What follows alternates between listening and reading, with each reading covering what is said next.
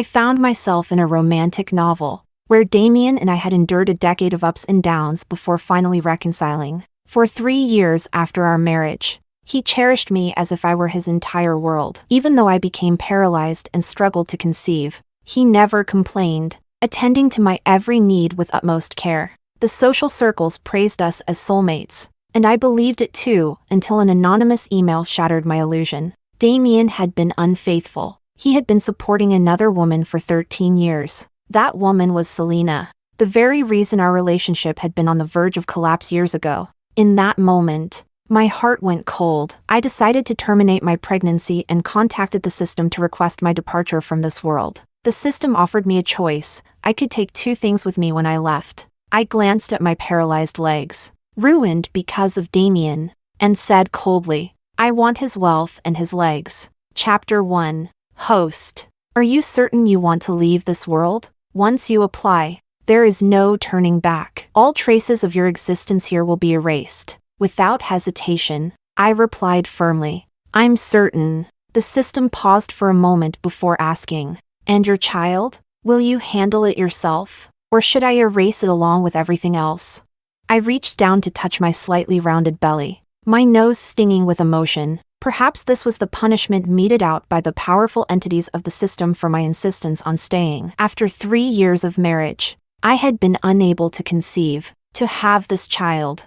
I underwent 2 years of in vitro fertilization treatments. I couldn't count the number of pills I swallowed, injections I endured, or blood I gave. The pain was indescribable. Damian, ever the doting husband, consoled me, saying he didn't care about having children, that having me was enough. But I didn't want him to go without an heir, so I persevered. Now, as I finally carried our child, I discovered that he already had a family elsewhere. That woman had given him a son long ago. Thinking about it, perhaps Damian wasn't sparing me out of kindness but simply because he already had what he needed. Swallowing my tears, I whispered hoarsely, I'll terminate the pregnancy myself. The system offered no further commentary, only informing me that I would have 5 days to say my goodbyes. After that, I would leave this world. To ensure I didn't change my mind, the system began streaming live footage of Damian's infidelity, non-stop. Rain poured heavily outside as searing pain gripped my legs. The system, sensing my agony, provided me with a dose of pain relief. Your legs will be healed on the day you leave this world. It reassured me. Thank you, I murmured, lifting the hem of my skirt. I stared at my atrophied legs. Tears finally fell. In the original storyline of this world, Damian was the one who was supposed to be paralyzed. Chapter 2. But when I thought of how Damian had waited 10 years for me, how a proud and powerful man once cried and begged for my forgiveness, how he risked his life by diving into the sea to save me, my heart softened. I chose to endure everything for him. For the past 3 years, every rainy or snowy day brought excruciating pain to my legs. My health only worsened with time. Damian spared no expense, spending millions to seek out the best doctors around the world. But nothing worked. Whenever I was drenched in cold sweat from the pain, he would kneel in front of me, his eyes red with helplessness, as though he wished he could bear the pain in my stead. As a business elite and the favored son of a prestigious family, Damian was constantly surrounded by temptation, yet he remained steadfast, never wavering. When someone once used my disability to attack me, Damian erupted in fury during a press conference, defending me so fiercely that it made headlines. People called him a pure-hearted knight, someone who would go to war for his beloved. They said I was the happiest woman in the world, but it was all a lie. During those 10 years I was gone, Damian had been with Selina. Even in the 3 years we were together, he was still with her. Maybe they were the true soulmates. There's no such thing as a broken mirror made whole. I was merely the best option after he weighed his pros and cons. When Damian returned that day, I was browsing Selina's social media, a post the system had deliberately pushed to me. She had shared a series of photos taken in a sunflower field. Her smile was radiant, almost unchanged from 13 years ago, though she had carefully chosen the angles. I instantly recognized the location, a private estate in the U.S. One Damian had gifted me 2 years ago for my birthday. We had first met in a sunflower field and reunited in one. Damian found it meaningful and bought the estate to plant sunflowers. The sunflower varieties there had been personally selected by me. Our former love nest had now become his trysting place with his lover. Ironically, just days ago, Damian told me he was leaving for a business trip, and I had even worried about him having to deal with jet lag. The one who deserved pity was me. Eva, what are you looking at? Damian wrapped his arms around me from behind, resting his chin on my shoulder, suppressing my emotions. I pointed at the photos. Do you know her? Damian glanced casually and shook his head, his expression calm. No. Is she a friend of yours? My heart clenched as though pierced by a needle. I instinctively clenched my fists. In that moment, I finally realized just how skilled this man was at lying. I forced a smile. Did you forget? That's Selina, the reason we broke up 10 years ago. Chapter 3. When I first arrived in this world, the system assigned me the identity of an orphan. Damian, on the other hand, was a nobleman of impeccable lineage, standing at the pinnacle of society. If I hadn't been the protagonist tasked with winning him over, I might never have crossed paths with him in this lifetime. Our starkly different statuses led his family to vehemently oppose our relationship, but Damian remained resolute. For my sake, he was willing to give up his inheritance and go against everyone. The Song family even resorted to underhanded methods to get rid of me. When Damian found out, he was furious, going so far as to threaten his own life. He declared that if anything happened to me, he wouldn't live either.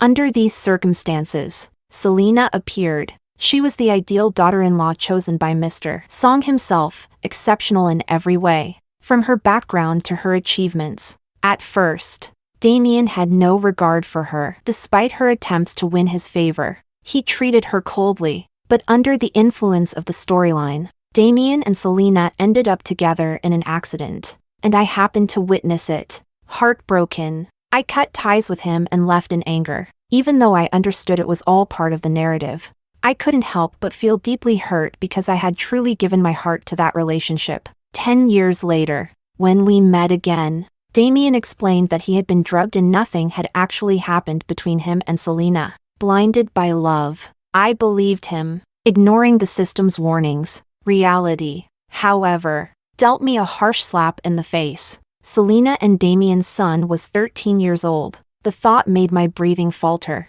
Damian, ever perceptive, noticed my shift in mood. He kissed my forehead gently and said, "What happened back then is in the past. Don't dwell on it." With that, he produced a bouquet of fresh flowers and a beautifully wrapped gift box, setting them on the coffee table as if by magic. To me, these weren't surprises anymore. Damian always brought me gifts whenever he returned from a trip. He claimed he wanted to keep our relationship in a constant state of romance, often preparing surprises and gifts for me. Sometimes, if I so much as glanced at something, he would make sure to buy it for me. If I hadn't discovered evidence of his infidelity with my own eyes, I might have spent my entire life oblivious. My silence caught Damian off guard. He pulled me into his arms, gently massaging my legs, and asked with concern, "Are your legs hurting too much?"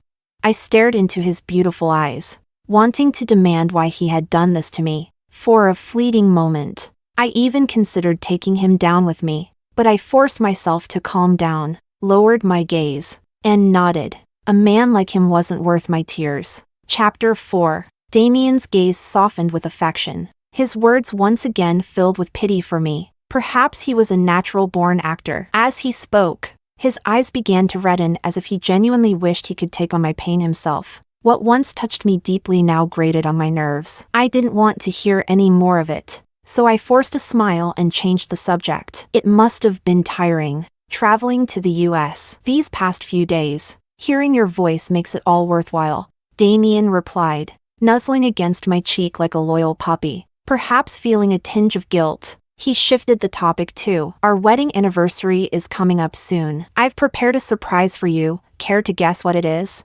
I looked into his eyes, my smile deepening. I have a surprise for you too, Eva. You're amazing, Damian said with delight before planting a hard kiss on my lips. I felt a wave of nausea and pushed him away. Go take a shower. Without protest, Damian carried me to the bedroom and headed to the bathroom. As the sound of running water filled the air, the system began its broadcast. On screen, Damian turned the shower on full blast to mask the sound of his voice as he took a phone call. The caller was, of course, Selina, to avoid being caught. They even spoke in Spanish. Though I didn't understand the language, the system provided real-time translation. Selina was the first to speak. She mentioned she had returned to the country and was staying at a hotel, asking if Damian wanted to meet her. Hearing that she was back, Damian seemed annoyed and refused without hesitation. I told you not to come back randomly. Tonight, I'm staying with Eva,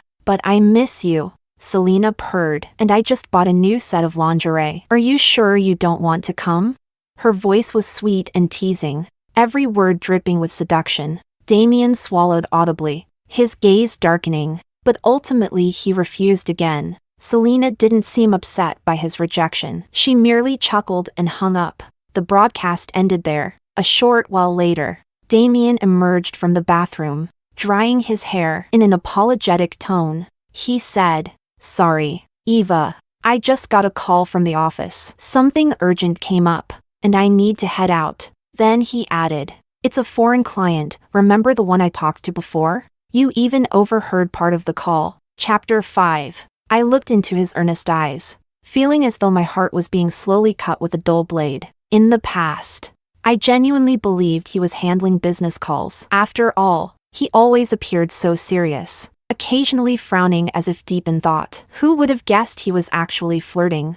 Such acting talent, it's a shame he isn't in the entertainment industry. My nails dug into my palms, but I smiled at him nonchalantly. "It's fine, go ahead." Damian leaned in to kiss my forehead. "International meetings tend to run long. Since you've been having trouble sleeping, I won't come home tonight. I'll make you breakfast tomorrow instead." Suppressing my disgust, I warmly reminded him to drive safely. "Eva, you're so considerate," Damian said, his expression one of sincere gratitude. He didn't leave immediately. Instead, he massaged my calves, poured me a glass of warm milk, and gave me several reminders before finally putting on his coat and heading out. The moment the door closed, the facade of strength I had been holding crumbled. Tears streamed down my face as I choked out a call to the hospital. "Please help me schedule a procedure to terminate my pregnancy." Shortly after hanging up, the system resumed its broadcast. Damian had arrived at the hotel. He and Selina wasted no time with pleasantries,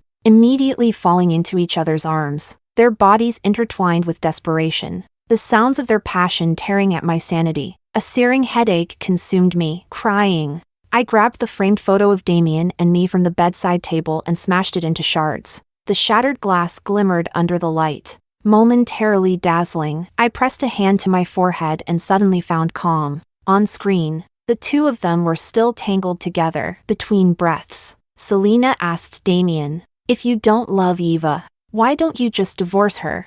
Hearing this, my heart clenched again. Damian, still lost in his desires, replied, "Who said I don't love her?" Selina laughed. "If you love her, then why are you here with me?" Damian's gaze darkened. "Before she came back, I missed her every moment of every day. But now that she's here, I find myself wishing she didn't exist. But I'm certain I love her. Otherwise, I wouldn't have gone against my family for her." Selina paused, then laughed even more coquettishly. "You men are so contradictory. Why not just admit it? She's a cripple who can't satisfy you like I can in bed." Damian bit her, panting as he pressed on with greater intensity. "In moments like this, you're definitely more exciting than she is." For some reason, Selina suddenly grew upset. She pushed Damian away and said, "What do you even take me for? I'm from a noble family too. I can't keep being your secret lover without a title. If you can't bring yourself to tell her the truth, then I'll do it for you." Chapter 6. Damian's face darkened instantly. He grabbed Selina by the throat, his voice low and threatening. "I warned you not to do anything reckless. If Eva finds out, I won't let you off easily." Selina began to cry, her tears streaking her face with grievance. "What about our son? Can you bear to keep him as an illegitimate child forever?"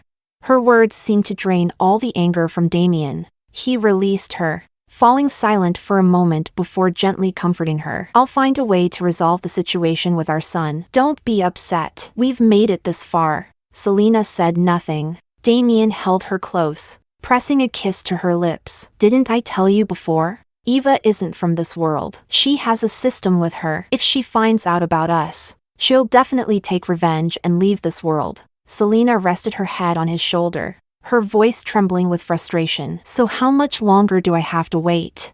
Damian smiled faintly. For the past 3 years, I've been giving her a slow-acting poison. Her health has already deteriorated significantly. She won't last more than a year. Just be patient a little longer. Selina froze, then burst into laughter through her tears. You say you love her, but then you do this to her.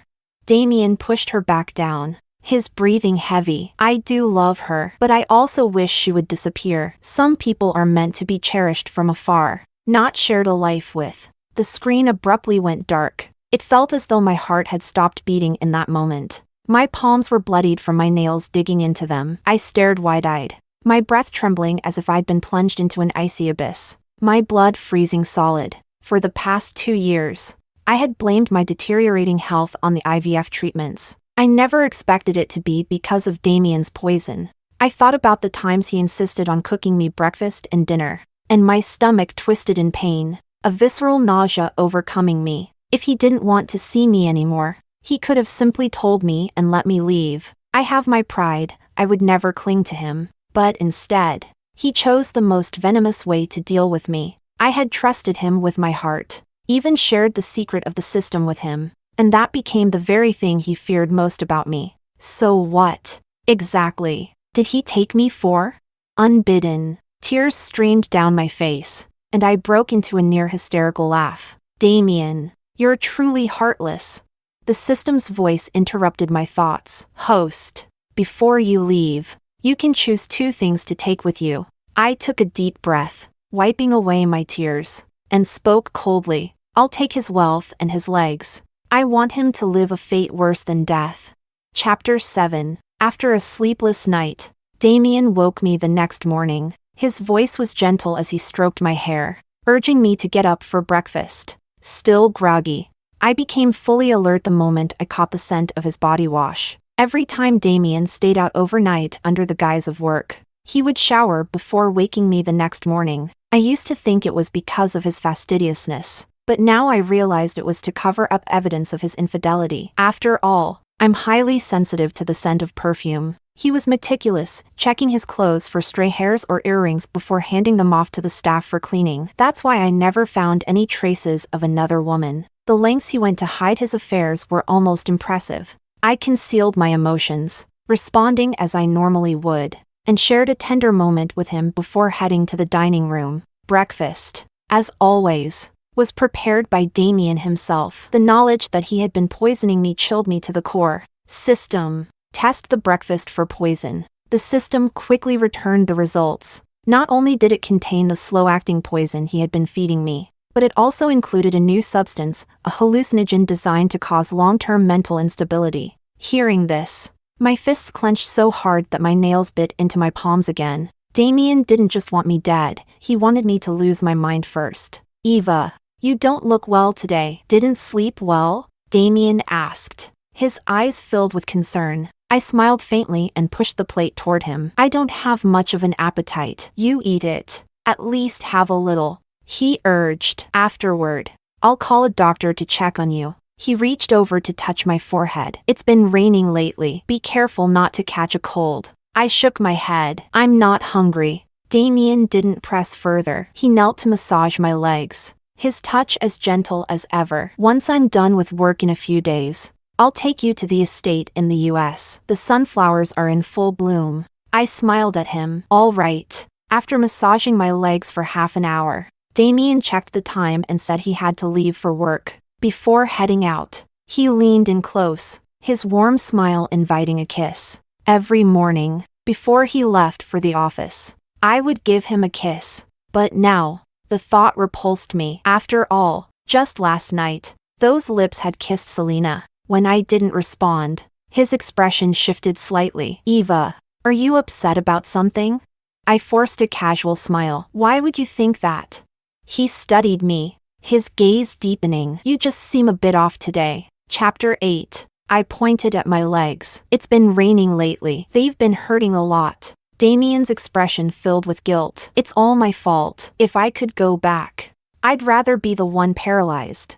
I smiled without saying a word. Inwardly, I thought, you said it yourself. He pulled me into his arms and vowed again, don't worry, Eva, I'll find a way to heal your legs, no matter the cost. I stroked his cheek, my voice tender. I believe you, Damian. Your promise will soon be fulfilled. Let's just hope you don't cry and beg to take back your words. After Damian left, I refused the maid's assistance and went to the hospital alone. When the child was taken from me, it felt as if my heart had been hollowed out. The system tried to comfort me. Damian has been poisoning you. This child wouldn't have survived anyway. It's better this way. I said nothing, letting the tears stream down unchecked. On the way home, I passed a young girl selling flowers. I decided to buy all the sunflowers she had. Holding the bouquet, I parked my wheelchair by an artificial lake. The sparkling water brought back memories of my first meeting with Damian.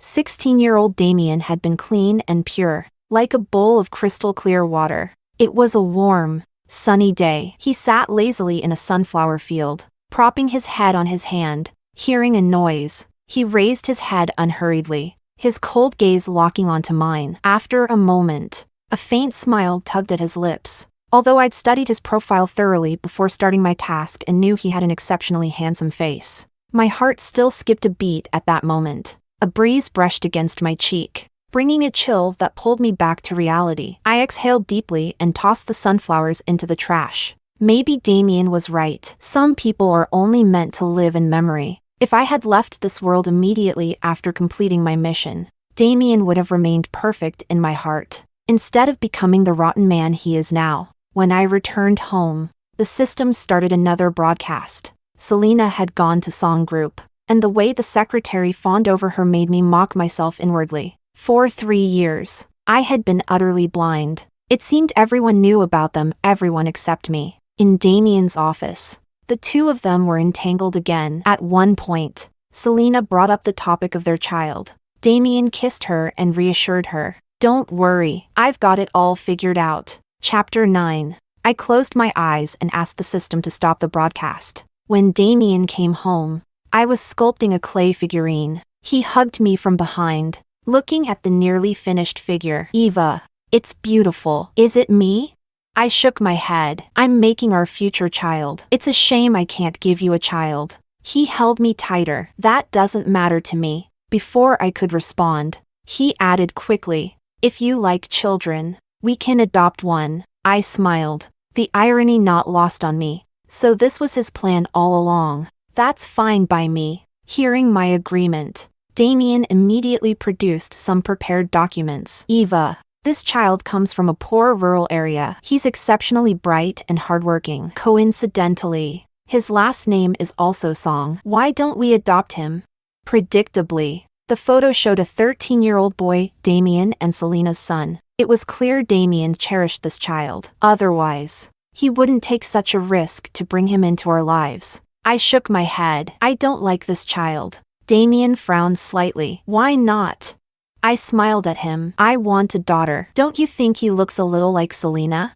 Damian's expression turned uneasy, guilt flickering across his face, but he quickly composed himself, smiling casually. If you don't like him, then forget it. We'll look for someone else. My smile widened, but I said nothing more. Damian was a cautious man, perhaps realizing I had grown suspicious. He behaved for 2 days, avoiding any contact with Selina. Selina, however, couldn't sit still. She showed up at our house. I wasn't surprised to see her. In stories about infidelity, mistresses always confront the wife sooner or later. Selina, bold as she was, chose to come to my home directly. To her credit, she was tactful. Instead of immediately launching into insults, she pretended to be an old friend catching up, chatting as if we hadn't seen each other in years. I politely invited her to sit. She began recounting various events from the 10 years I had been absent. As she spoke,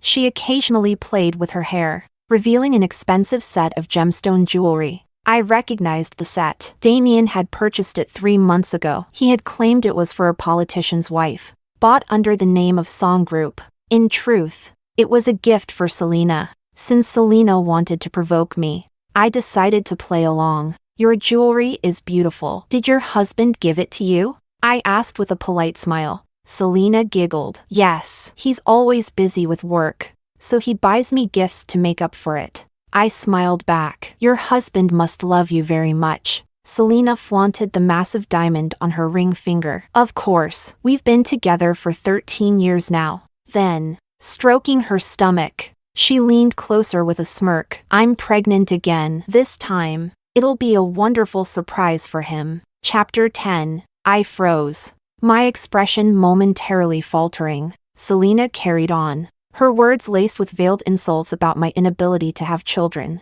She even remarked how, in families like Damian's, lineage was of utmost importance, and my infertility was far from ideal. I held my coffee, smiling silently. Selina glanced at me, then suddenly said she needed to use the restroom. I gestured for the maid to show her the way, but she waved her off. No need, I know my way around. She shot me a meaningful smile before walking off. When she returned, she chatted with me for a while longer. No matter how she hinted at her superiority, I pretended not to understand, perhaps finding it tiresome to mock someone so dense. Selina answered a phone call and soon excused herself. I walked her to the door, just as Damian returned home. The moment Damian saw Selina, he maintained a calm demeanor, but I caught a fleeting trace of unease in his eyes. Damian, why don't you walk Selina out? I said with a smile. Damian glanced at me, then nodded without hesitation, leading Selina away. Once they were in the car, the system resumed its broadcast. At first, Damian warned Selina not to visit me again, but after some coaxing on her part, the two were soon entangled once more. During their exchange, Selina mocked. Relax. Eva's an idiot. She doesn't understand a thing I say. Probably all that poison you've been feeding her has made her stupid. Damian's gaze darkened. Watch what you say. What's the matter? Feeling guilty? If you care so much, why are you here with me?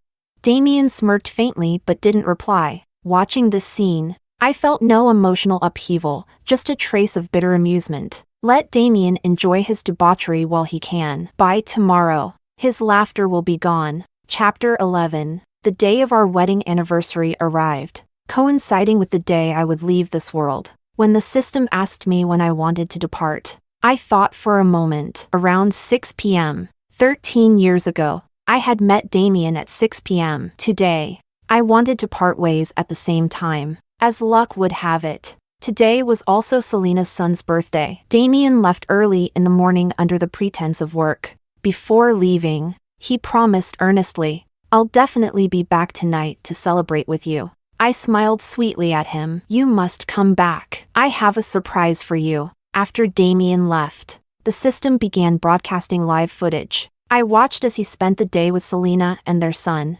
visiting various places and taking countless photos. Their smiles were radiant throughout, portraying the image of a blissful family of 3. By the afternoon, they were at a villa in the suburbs, cutting a cake and making wishes. After completing the festivities, it was already 5 p.m. Though Damian seemed reluctant to part, he eventually got in his car and drove home. As the rain began to pour heavily, I rose from my wheelchair, staring at the screen with a cold smile. System, it's time. The next moment, a sharp screech of brakes and the sound of metal grinding erupted. With a loud crash, Damian's car slammed into the side of a mountain. Smoke billowed from the car as strange noises emanated from the wreck. Damian, dazed, lifted his head from the deployed airbag, terror written across his face as he tried to climb out. But as he opened the door, the car shifted, pinning his legs beneath it. He let out a gut-wrenching scream, the pain overwhelming him. The scent of gasoline filled the air as he fumbled for his phone, only to find it had died. Damn it! Damian cursed, tossing the phone aside and yelling for help. But the torrential rain and thunder drowned out his cries. A bolt of purple lightning split the sky, startling Damian. Just as despair overtook him, I appeared, holding an umbrella. Stop shouting. No one's coming to save you. Eva, your legs. Damian's eyes widened in disbelief as he repeatedly rubbed them, trying to convince himself he wasn't hallucinating. I looked down at him with cold detachment. Do you like the surprise I prepared for you? Damian froze, glancing back at the car crushing his legs. Eva, I cut him off and threw down the medical form for my abortion. Here's the second surprise. Damian swallowed hard, picking up the paper. One glance, and his face contorted in rage and despair. You were pregnant. You aborted our child. Why would you do this? His voice cracked as he shook violently, his face ashen. I laughed softly. Damian, there's no such thing as secrets that never come to light. Damian's face turned even paler, but he continued to feign innocence, tears streaming down his face. Eva, I don't know what I did wrong to deserve this punishment from you. I clapped my hands mockingly. System, show him the footage. At my command, a giant screen appeared before Damian, playing the evidence of his affair with Selina like a film. By the time it ended, Damian's face was devoid of color, and he choked on his words, unable to respond. The medical form had already turned to mush under the rain, reduced to shreds. Taking a deep breath, I said, Damian, we could have parted ways peacefully, but I can't forgive you for poisoning me. Damian's tears fell even more freely as he begged. Eva, there must be some misunderstanding. It's all Selina's fault. She seduced me. Please, give me another chance.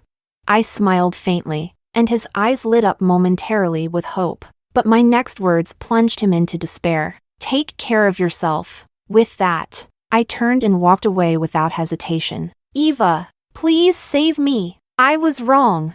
His desperate cries echoed behind me as I curved my lips into a faint smile, never looking back. At the corner, I saw a figure. Like me, she held a black umbrella, smiling at me from a distance. Chapter 12. Our eyes met, and she was the first to speak. Congratulations on breaking free, Selina. You're a transmigrator too. That anonymous email was from you, wasn't it? I cut straight to the point. Selina smiled faintly, neither denying nor confirming. When did you figure it out? Without hesitation, I replied, the time you called Damian to the hotel. When Damian admitted to poisoning me, Selina had momentarily frozen. In those few seconds, I had caught a flicker of cold killing intent in her eyes. Something told me Selina didn't love Damian either. Everything she said seemed designed to guide him into revealing his deepest secrets. Thanks to her subtle prompting, I had seen the filthiest parts of Damian's heart. The same went for the car incident. Selina listened, a tinge of admiration in her tone. You're an excellent player, but it's a pity you stumbled so badly with Damian. I smiled. Cutting my losses isn't a stumble. At least now I'll never believe a man's lies again. She nodded. You should have realized that long ago. With only 2 minutes remaining, I asked Selina why she chose to help me. Selina fell silent, looking up at the sky before answering. In my last mission, I was in a sweet romance world. We were deeply in love for 10 years. But then he cheated on me. Furious, I confronted him, only to discover I was the mistress all along. I don't want anyone else to foolishly fall into the same trap of so-called love. Her words left me momentarily breathless. I lowered my gaze, letting out a bitter laugh. I won't. As my words faded, time ran out. At precisely 6 p.m., I left the world, returning to the system's space. The familiar surroundings felt surreal, as though I'd lived a lifetime in another reality. Host, would you like to rest for a while or begin another mission? Start a new mission. For a long time after, I traveled through different missions, one after another. After completing another mission, the system suddenly asked, Host, would you like to know Damian's current situation? I shook my head firmly. Not interested. What could have happened to him? Most likely, he was crippled, abandoned by the Song family, and left with nothing. The system didn't press further. I thought that was the end of my connection to Damian, but I never expected to return to the same world for another mission. 2 years had passed in the timeline. This time, the story revolved around the love and hate between childhood sweethearts. That evening, wearing my school uniform, I walked down the street with my current partner. Waiting at a crosswalk, On a giant screen across the street, a news segment about Damian began to play. Chapter 13. The news reported that Selina had died by suicide. She had been imprisoned and tortured by Damian for 2 years. When she was finally discovered, she was mentally unstable. While being treated in the hospital, she jumped to her death. I stared at the screen, momentarily dazed. Noticing my interest, my partner began recounting Damian's story. He explained that 2 years ago, after Damian was crippled in a car accident, he went mad. He insisted his wife wasn't Selina but someone named Eva. He rambled about how Eva wasn't from this world and had taken revenge on him. Afterward, he illegally imprisoned Selina, subjecting her to endless torment. Their child's whereabouts remained unknown. At first, the Song family used money to cover up the scandal, but somehow, the truth resurfaced. Following the incident, the Song family disowned Damian, especially after the death of the Song patriarch last year. Damian's life became even more miserable, reduced to a state worse than a dog. Yet somehow, even with crippled legs, Damian would occasionally escape, claiming he was searching for Eva. I listened and chuckled faintly. The Song family did that on purpose. Better to have him dead than tarnish their name. My partner paused, then nodded in agreement. As the light turned green, we crossed the street. Suddenly, a wheelchair rushed toward me. My partner reacted quickly, pulling me behind him. When I looked up, I saw Damian. In just 2 years, he was unrecognizable. He seemed 10 years older, his once handsome face now gaunt, his hair white, his body frail. His clothes hung loosely on him, emanating a foul stench. Our eyes met, and tears welled up in his hollow eyes. Eva, I finally found you. He reached out to grab me, but my partner stepped in front of him. You've got the wrong person, he said coldly. No, I'd never mistake her,